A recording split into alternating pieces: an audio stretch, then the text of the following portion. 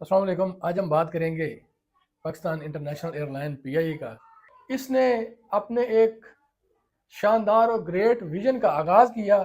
पूरी दुनिया में इसने अपनी महारत का लोहा मनवाया। इस बात का सबूत पूरी दुनिया को पता है कि 1962 में सबसे लंबी फ़्लाइट कराची से लंदन की वर्ल्ड रिकॉर्ड बनाया 6 घंटे 43 मिनट में। और ये तब के टाइम की एक बहुत जदीद प्रवास थी और बहुत तेज़ तरीन प्रवास थी।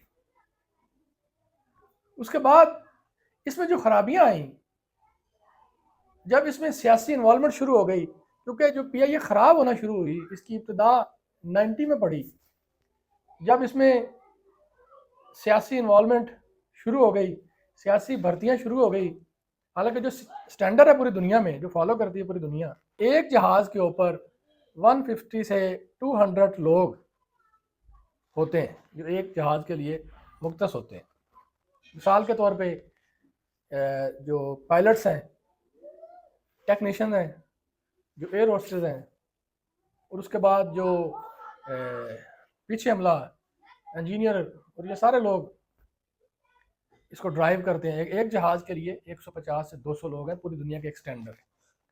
और हमारे जो अगर एवरेज निकाली जाए तो 500 से ज़्यादा लोग एक जहाज़ के लिए थे। इसको अगर बर्दाश्त भी कर लिया जाए तो अगर देखें तो हमारी एयरलाइंस बिल्कुल नीचे जा रही थी। क्यों जा रही थी? एक तो ये जो लोग थे, बहुत ज़्यादा सियासी भर्तियां थी। उसके बाद जो यूनियन थी उनकी ब्लैकमेलिंग थी आए दिन।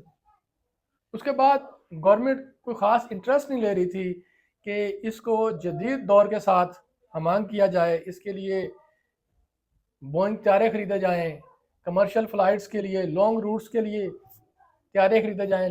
गवर्नमेंट शायद उसमें इंटरेस्ट नहीं ले रही थी। जब एमरेस्ट एयरलाइन बनी 1985 में, उन्होंने पीआई का मॉडल लिया, पीआईए का विजन लिया। इसी तरह जब कतर एयरलाइन बनी 1995 में बनी, लेकिन प्रॉपर उन्होंने जो ऑपरेशनल स्टार्ट किया इंटरनेशनल फ्लाइट का, वो 1997 में किया। उन्होंने पीआईए का मॉडल लिया, पीआईए के लोगों से ट्रेनिंग ली। लेकिन आज वो किस जगह पे खड़े हैं? आज कतर एयरवेज के पास 260 से ज़्यादा त्यारे हैं। इसके साथ जो एमरेस्ट एयरलाइन है उसके पास तकरीबन 275 से ज़्यादा त्यारे हैं, जिसमें डिफरेंट हैं। कोई छोटी परवाज़ों के लिए, कोई नॉर्मल परवाज़ों के लिए, कोई लॉन्ग परवाज़ों के लिए, बोइंग 777 इस किस्म के। पाकिस्तान के पास कितने हैं? 34 त्यारे टोटल। इतने अफसोस की बात है कि हमने शायद इसको अपना बिजनेस नहीं समझा। हमने ये नहीं समझा कि ये हमारे अपने लोगों की है, हमारे मुल्क की है। अब आप देखें जितने हुक्मरान हैं, इनकी कोई इंडस्ट्री देख लें, sugar industry, textile industry, poultry farm, कोई इंडस्ट्री इनकी उठा के देख लें, कोई मुनाफे में आज तक गई है? कम में कोई एक इंडस्ट्री भी इनकी नहीं गई। तो ये क्यों कम पे गई? क्योंकि इन्होंने जैसे स्टील मिल को इन्होंने नोचा, ऐसे इन्होंने पीआईए को इस तरह नोचा कि उसको किसी जगह का नहीं छोड़ा। बाज़ का तो ये स्टेटमेंट दे रहे थे नेशनल टीवी पे बैठ के कि ये तो कोई फ्री में भी ले जाए तो हम देने के लिए तैयार हैं। चलो जैसे तैसे करके ये 135 अरब रुपए पाकिस्तानी आरएफ हबीब कंसोर्शियम ने खरीदी। लेकिन उसके साथ भी पार्टनर है, क्योंकि जो कंसोर्शियस का मतलब ये है कि मुख्तलिफ कारोबारी ग्रुप्स मिलके वो जब बनते हैं तो उसको कहते हैं कंसोर्शियस। अच्छा, आरएफ हबीब के साथ थे फातिमा फर्टिलाइज़र, सिटी स्कूल, उसके बाद लेक सिटी, ये लोगों ने मिलके ली। 75 जो इसके शेयर है वो खरीदे। अभी 25 की भी बात चल रही है, अप्रैल तक वो भी मिल जाएंगे।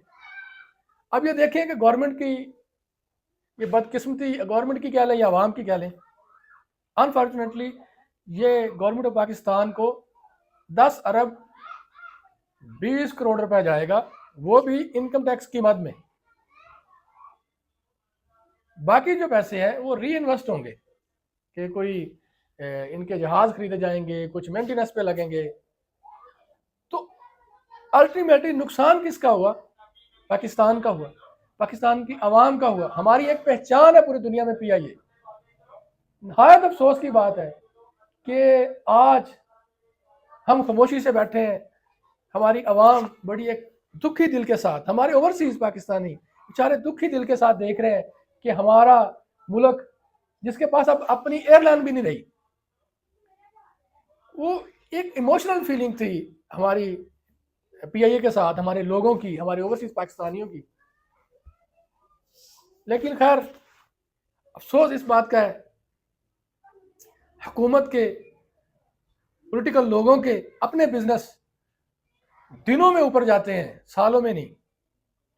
लेकिन हमारी एयरलाइन, जिसका एक दुनिया में नाम था, जिनकी कमर्शियल फ्लाइट का एक रिकॉर्ड है पूरी दुनिया में, 1962 में कराची से लंदन तक 6 घंटे 43 मिनट में इन्होंने ये सफ़र तय किया, और तब के दौर का ये बड़ा एक रिकॉर्ड था, और ये जदीद तरीन तब का एक रिकॉर्ड था, क्योंकि तब इतनी नहीं थी जदीद सिस्टम, तब इतना नहीं था ये सारा कुछ। तब ये पीआईए ने 1962 में ये अपना नाम बनाया, क्योंकि इसके सबसे पहले जो चीफ एग्जेक्टिव थे वो एयर मार्शल असगर खान थे। तो उनकी बेलौस और अनथक मेहनत की वजह से और उनके विजन की वजह से पीआईए ने बहुत जल्दी तरक्की की। उसके बाद हम यही दुआ करेंगे कि अल्लाह करे कि इनको ये ख्याल आए कि जो 20%, जो 25% शेयर है वो गवर्नमेंट अपने पास रखे। चलो कुछ ना कुछ तो गवर्नमेंट के पास हो, बाकी ये प्राइवेट लोग, अब आप देखिएगा कि ये 1 से 2 साल के अंदर, जो पिछले तकरीबन 35 साल से लॉस में जा रही थी 1990 के बाद, आप खुद देखिएगा ये 2 साल के अंदर प्रॉफिट में जाएगी। क्यों? आप ये प्राइवेट लोगों के पास है तो वो तो कभी भी नहीं चाहेंगे कि अपना लॉस करना, और इसमें अब फौजी फर्टिलाइजर भी आ गया है। तो अब ना सियासी भर्तियां होगी, ना ये प्रेशर बर्दाश्त करेंगे, ना ये सिफारिश बर्दाश्त करेंगे, ये तो अपना इंटरेस्ट देखेंगे। तो इंतहाई तकलीफ के साथ कि पाकिस्तान की आवाम को एक सदमा पहुंचा इस फैसले से, एक इमोशनल फीलिंग जुड़ी थी। हम दुआ करते हैं कि अल्लाह ताला पाकिस्तान एयरलाइन को दिन दुगनी रात चुगनी तरक्की दे, और ऐसे ही इसका नाम पीआईए ही रहे, पाकिस्तान की आवाम की इमोशनल फीलिंग ऐसे जुड़ी रहे।